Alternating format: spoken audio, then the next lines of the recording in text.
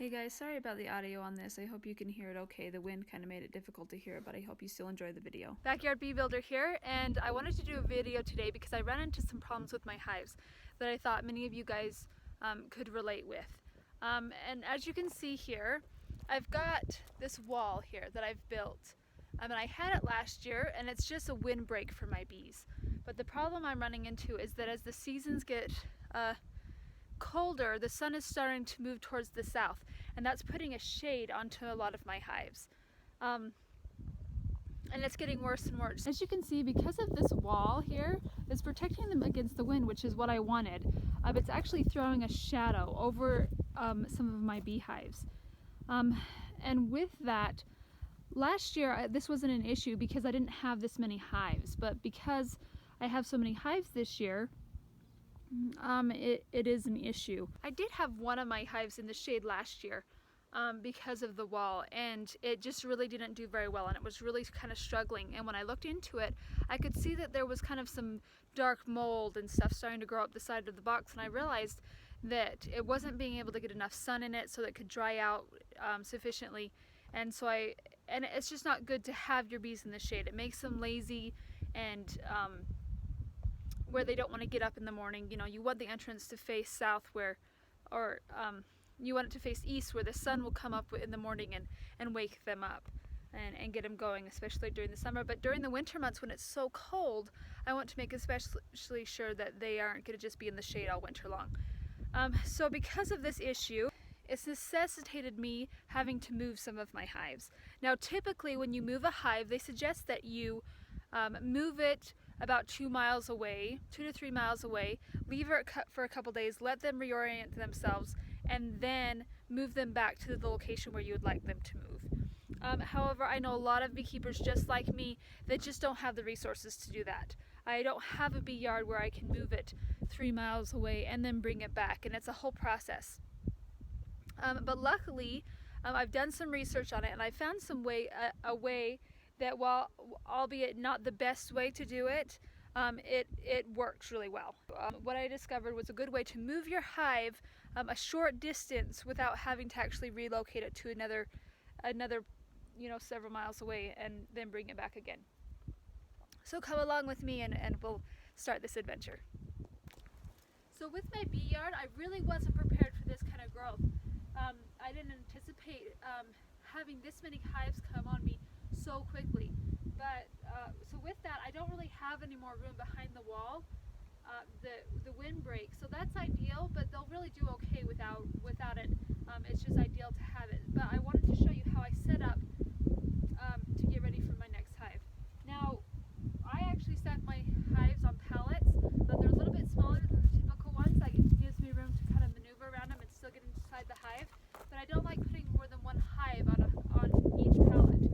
The reason for that is the bees will come and go, and they're usually pretty good about finding the right hive, and it's not an issue, but it does happen where they will get confused, they'll go into the wrong hive, and then we have this whole fighting thing going on, and I get dead bees. And I want to avoid that at all costs, and so I try to give each hive its own pallet if I've got the room.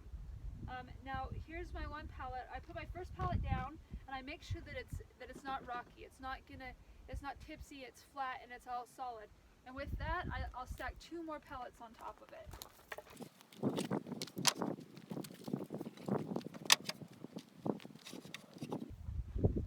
So 3 pallets is what I found is just the right height. It gets it far enough off the ground. It's about 18 inches is what you want it, and it makes it so predators like skunks and raccoons and stuff, it gives them a harder time getting into the hive. And when they do try to get into the hive, they've got to stand on their back legs, which exposes their belly to the stings of the bees. So it helps protect them from predators, but it also keeps it low enough that I can still see inside my hive. I'm 5'5", I'm not particularly short or tall, but I still have a difficult time seeing inside the hive, especially if I've got honey supers on. So I want to keep it low enough I can get into it, but high enough to keep it away from predators. And that sweet spot is about 18 inches or about 3 pallets. Okay, as you can see already, this hive is already showing signs that it's just not doing well. There's not a lot of activity around the front door, and part of it is because it's just cold. It's in the shade. They haven't really woke up, whereas the other hives are up and foraging and still moving. It's still kind of cold out here. It's probably, oh, I don't know, 65 degrees out here. 65 degrees. So it's a little bit chilly, but it's still warm enough for them to get out and fly around if they're in the sun. But this one is just completely just nothing going on.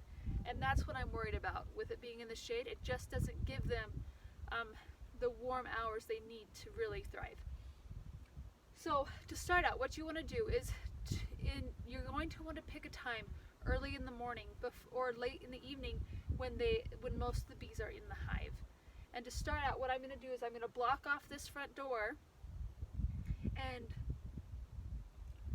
kind of trap them all in there so that they're in there while I'm moving it.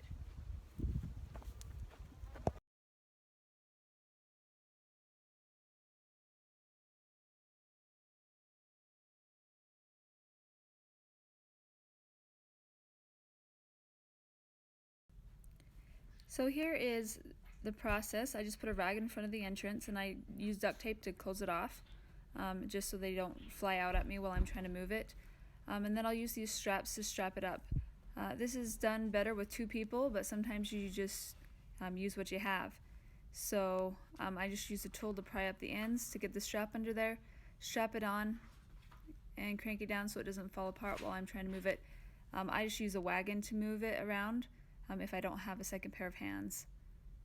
But then I will get a second strap onto it. Usually it'll take 2 straps, else it'll kind of try to twist on you. But you just block it off. You leave them in there for a couple days, just so they don't get in a hurry to fly off. And there I have it on my new platform. So a couple days later I'll come back to open up the hive.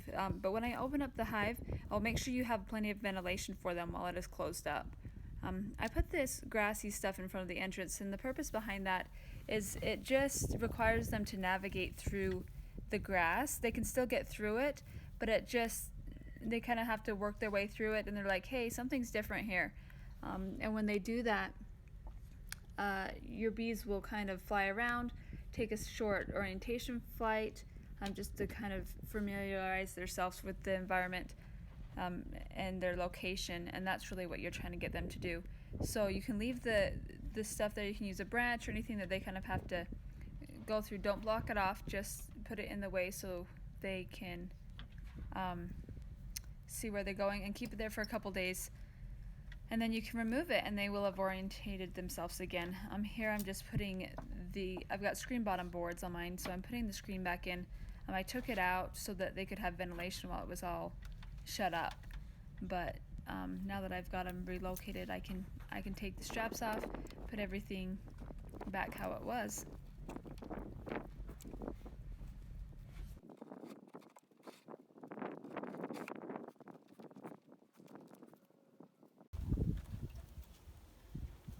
There you have it. I've got my hive all moved and set up. I put this in front of it just to give them a hesitation. I'll leave it there for a few days and then I'll remove it. But that'll just encourage them to do an orientation flight before they take off, and then when they go to get back in the hive, they'll know where to go. So this is the Backyard Bee Builder. I hope you learned something today. See you next time. So just to finish off my project, I had these 4 other hives that I wanted to move into the sunlight. They weren't really in the shade, but they were getting there, so I wanted to just slide them back a little bit, and I just used the lever to push them back a little bit. Usually if you're only moving them a few inches, then they do just fine. Luckily it was cold enough to where they weren't out getting all mad at me.